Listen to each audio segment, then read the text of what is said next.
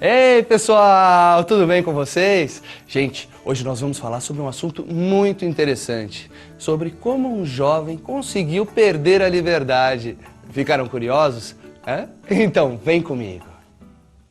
Marcos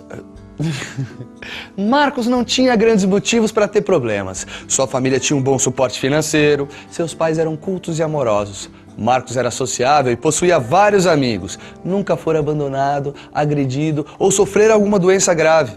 Portanto, tinha tudo para ser um jovem feliz e saudável. Mas ninguém poderia imaginar que ele desceria ao último grau de miséria e de sofrimento humano. Seus pais e irmãos gostavam de festas, mas ele não gostava de sair com eles. Raramente fazia programas com eles. Queria ser independente, sabe? Não suportava que ninguém lhe apontasse um erro ou lhe desse um conselho. Queria liberdade total. Dizia frequentemente que sabia se cuidar. Vamos, filho, vamos. Você vai ficar aqui sozinho? Eu sei me cuidar. Aos 13 anos, brigou com a irmã porque ela namorava um rapaz que usava maconha. O atrito foi feio. Disse a ela: "Não quero que você namore um drogado." Quem observava a rigidez e a agressividade de Marcos poderia apostar que ele nunca usaria drogas. Entretanto, Marcos não era muito seguro. Seus amigos exerciam uma influência muito grande sobre ele. Além disso, não tinha metas na vida. Não se preocupava com seu futuro. Não sonhava em ser médico, ou um advogado, engenheiro, ator, ou um cientista, empresário. Não pensava em ser um trabalhador que construísse com dignidade a sua vida, como a maioria dos jovens. Vivia sem projeto de vida. Vivia porque estava vivo. E você? Deixa que seus amigos façam pressão sobre suas decisões? Já pensou no futuro? Já parou para pensar no seu projeto de vida? Ou, como Marcos, não consegue governar os seus próprios pensamentos, suas próprias ideias e se deixa levar pelo que os outros querem que faça? Certa vez, em uma dessas festas, alguns amigos lhe ofereceram maconha. Ele rejeitou, mas o teste está sempre na segunda ou na terceira vez. Em outra oportunidade, os amigos insistiram novamente. E quando ele se recusou outra vez, o gozaram, dizendo: Veja, o cara é tão filhinho da mamãe. Envergonhado e já alcoolizado pelas cervejas que tinha tomado, ele cedeu. Afinal de contas, queria ser aceito pelo grupo. E é aí que mora o perigo. Resolveu então dar uma tragada, mas disse para si mesmo: não, será só dessa vez. Porém, como frequentemente acontece, a primeira vez abriu portas para uma segunda, para uma terceira, e após 2 meses, fumar maconha passou a ser normal. Mas dizia para todo mundo: não, eu só fumo de vez em quando. Começou a fumar aquilo que aparentemente detestava.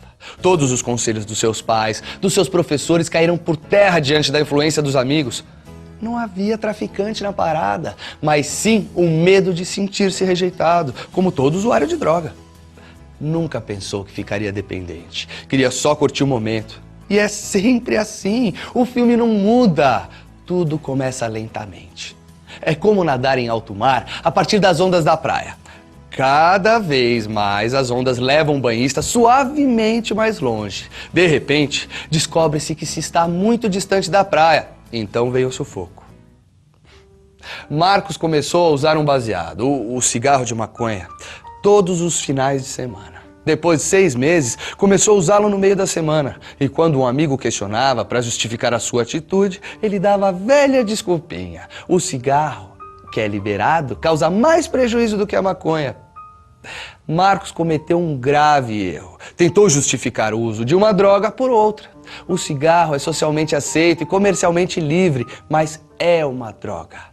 A medicina acompanhou a vida de médicos fumantes na Inglaterra por décadas. Através dessa e de inúmeras outras pesquisas produzidas por milhares de cientistas, sabemos que o cigarro é uma das piores drogas que o homem já conheceu. Sabe-se que ele causa diversos tipos de câncer na boca, na garganta, nos pulmões, e milhares de pessoas morrem diariamente por usarem o cigarro.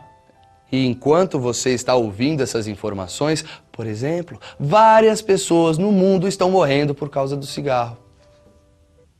Além do câncer, o cigarro provoca inúmeros outros problemas de saúde. Ele provoca doenças respiratórias graves, como efizema pulmonar. Quem tem efizema vive literalmente sufocado. Pede pelo ar, mas ele não entra em sua corrente sanguínea. Por quê? Por causa da destruição das células pulmonares. E a maconha? Sabemos que ela prejudica seriamente a saúde, mas como foi estudada bem menos do que o cigarro, muitos dos seus efeitos permanecem desconhecidos. De qualquer forma, já sabemos que alguns efeitos da maconha são muito prejudiciais. Ela abaixa a sua imunidade, que é a defesa do organismo, facilitando as infecções.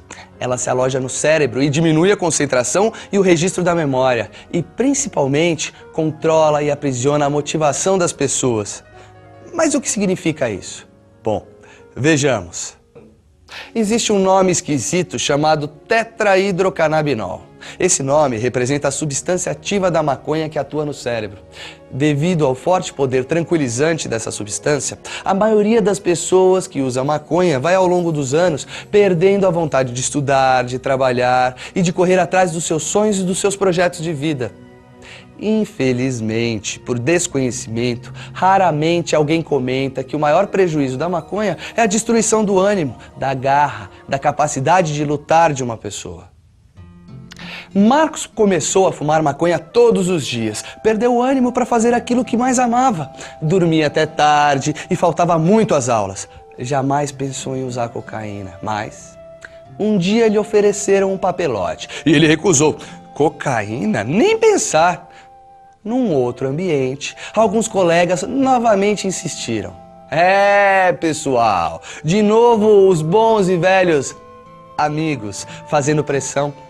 Como já tinha fumado maconha e bebido algumas doses de uísque naquela noite, resolveu experimentar.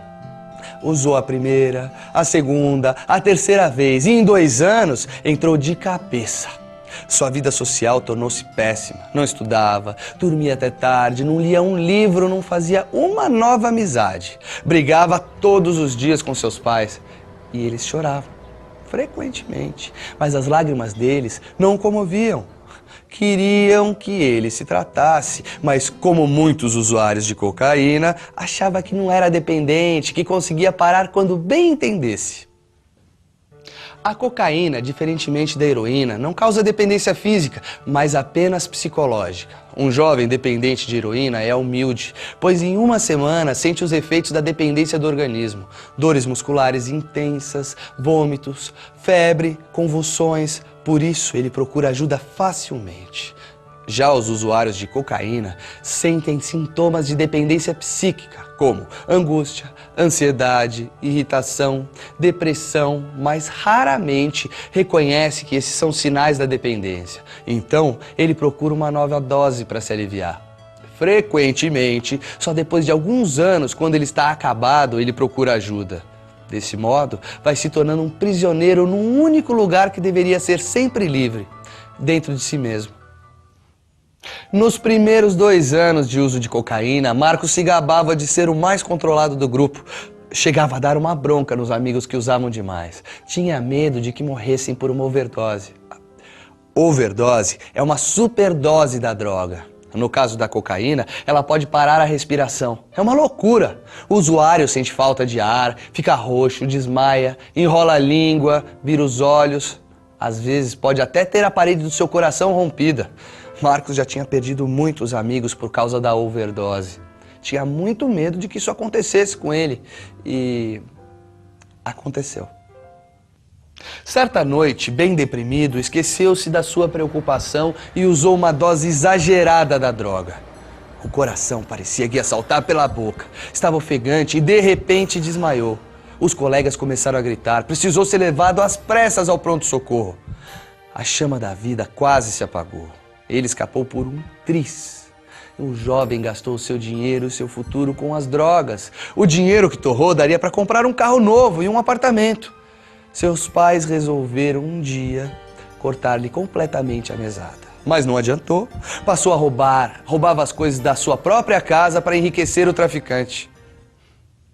No 3º ano de uso de cocaína, um amigo a usou nas veias, na sua frente. Então, como estava ansioso, fez a primeira aplicação. Sentiu que a cena era horrível. O sangue, a droga, a seringa produziram uma imagem macabra. Disse que nunca mais faria isso. Mas, como as drogas e a mentira são duas amigas inseparáveis, traiu novamente o que dissera e se picou outra vez. Em 2 meses, passou a se aplicar todos os dias. No 5º ano de uso de cocaína, passou a se aplicar 20 vezes por dia. As veias dos braços endureceram. Então, sem nenhum respeito pelo seu corpo, começou a se picar nas veias dos pés, das mãos, do pescoço. Marcos não vivia, vegetava. Sua vida perdera o encanto, tornou-se um céu sem cor. Por usar diariamente uma dose grande de cocaína, começou a fazer pequenos tráficos para poder consumir. Passava 5 gramas de cocaína para os colegas e ganhava 1 grama do traficante.